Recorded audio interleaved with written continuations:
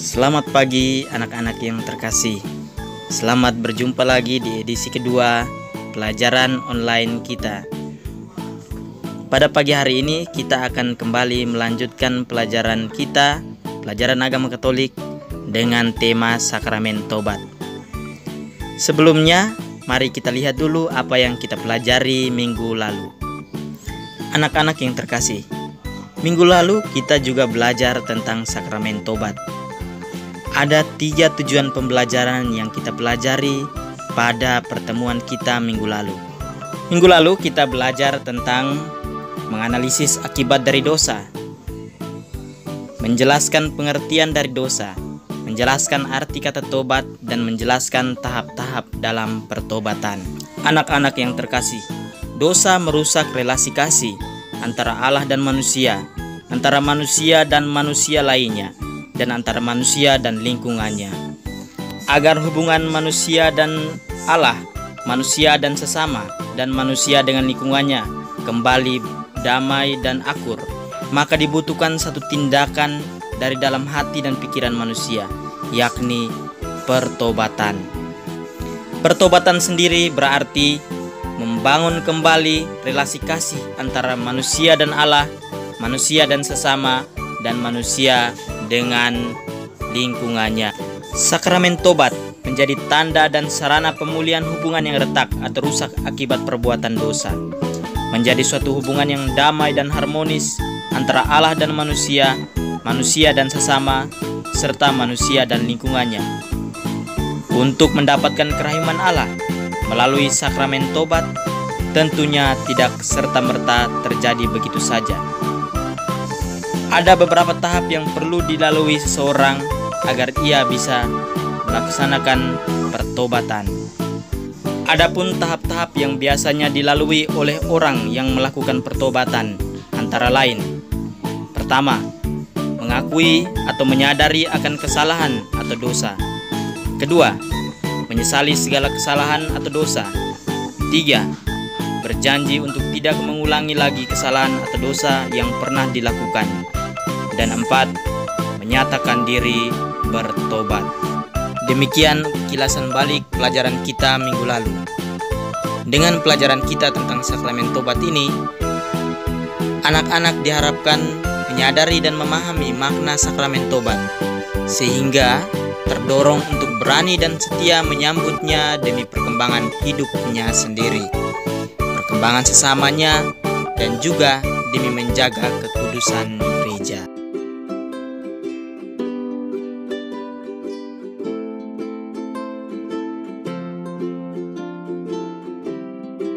Anak-anak yang terkasih, pada pagi hari ini siswa diharapkan mencapai 3 tujuan pembelajaran.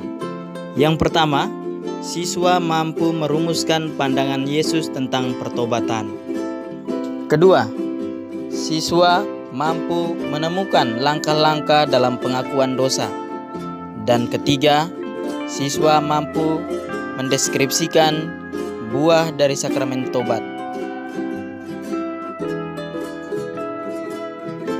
Anak-anak yang terkasih, mari kita mengawali kegiatan pembelajaran kita pada hari ini dengan kita sama-sama menyimak teks perumpamaan tentang anak yang hilang.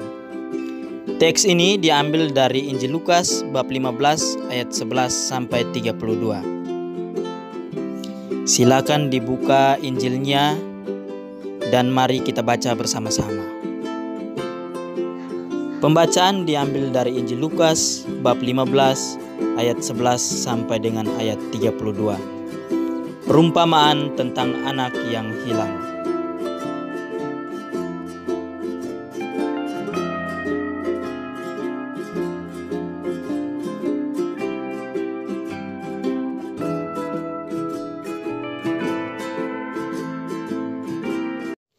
Yesus berkata lagi, "Ada seorang mempunyai 2 anak laki-laki. Kata yang bungsu kepada ayahnya, 'Bapa, berikanlah kepadaku bagian harta milik kita yang menjadi hakku. Lalu ayahnya membagi-bagikan harta kekayaan itu di antara mereka. Beberapa hari kemudian, anak bungsu itu menjual seluruh bagiannya itu, lalu pergi ke negeri yang jauh. Di sana ia memboroskan harta miliknya itu dengan hidup berfoya-foya. Setelah dihabiskannya semuanya, timbullah bencana kelaparan di dalam negeri itu, dan ia pun mulai melarat. Lalu ia pergi dan bekerja pada seorang majikan di negeri itu. Orang itu menyuruhnya ke ladang untuk menjaga babinya. Lalu ia ingin mengisi perutnya dengan ampas yang menjadi makanan babi itu, tetapi tidak seorang pun yang memberikannya kepadanya. Lalu ia menyadari keadaannya, katanya, "Betapa banyaknya orang upahan Bapakku yang berlimpah-limpah makanannya, tetapi aku di sini mati kelaparan. Aku akan bangkit dan pergi kepada Bapakku dan berkata kepadanya, Bapa, aku telah berdosa terhadap surga dan terhadap Bapa. Aku tidak layak lagi disebutkan anak Bapa. Jadikanlah aku sebagai salah seorang upahan Bapa." Ketika ia masih jauh, ayahnya telah melihatnya, lalu tergeraklah hatinya oleh belas kasihan. Ayahnya itu berlari mendapatkan dia, lalu merangkul dan mencium dia. Kata anak itu kepadanya, "Bapa, aku telah berdosa terhadap surga dan terhadap Bapa. Aku tidak layak lagi disebutkan anak Bapa." Tetapi ayah itu berkata kepada hamba-hambanya, "Lekaslah bawa kemari jubah yang terbaik, pakaikanlah itu kepadanya, dan kenakanlah cincin pada jarinya, dan sepatu pada kakinya. Dan ambillah anak lembu tambun itu, sembelihlah dia, dan marilah kita makan dan bersukacita. Sebab anakku ini telah mati dan menjadi hidup kembali. Ia telah hilang dan didapat kembali." Maka mulailah mereka bersukaria. Tetapi anaknya yang sulung berada di ladang, dan ketika ia pulang dan di dekat rumah itu, ia mendengar bunyi seruling dan nyanyian tari-tarian. Lalu ia memanggil salah seorang hamba dan bertanya kepadanya apa arti semuanya itu. Jawab hamba itu kepadanya, "Adikmu telah kembali, dan ayahmu telah menyembelih anak lembu tambun, karena ia mendapatnya kembali dengan sehat." Maka marahlah anak sulung itu, dan ia tidak mau masuk. Lalu ayahnya keluar dan berbicara dengan dia. Tetapi ia menjawab ayahnya, katanya, "Telah bertahun-tahun aku melayani Bapa, dan belum pernah aku melanggar perintah Bapa. Tetapi kepadaku belum pernah Bapa memberikan seekor anak kambing untuk bersukacita dengan sahabat-sahabatku. Tetapi baru saja datang anak Bapa yang telah memboroskan harta kekayaan Bapa bersama-sama dengan pelacur-pelacur. Maka Bapa menyembelih anak lembu tambun itu untuk dia." Kata ayahnya kepadanya, "Anakku, engkau selalu bersama-sama dengan aku, dan segala kepunyaanku adalah kepunyaanmu. Kita patut bersukacita dan bergembira, karena adikmu telah mati dan menjadi hidup kembali. Ia telah hilang dan didapat kembali." Demikianlah Injil Tuhan. Terpujilah Kristus.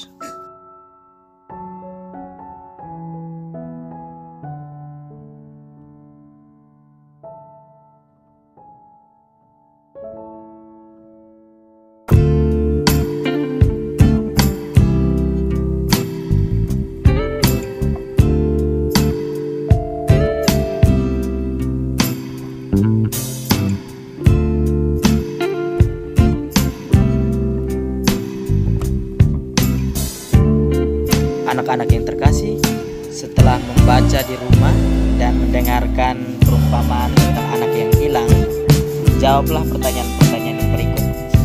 Yang pertama, apa itu tobat? Kedua, bagaimana pandangan Yesus tentang pertobatan menurut teks perumpamaan tentang anak yang hilang? Tunjukkan ayat-ayat ayat yang menunjukkan pandangan Yesus tersebut. 3. Bagaimana langkah-langkah suatu pertobatan?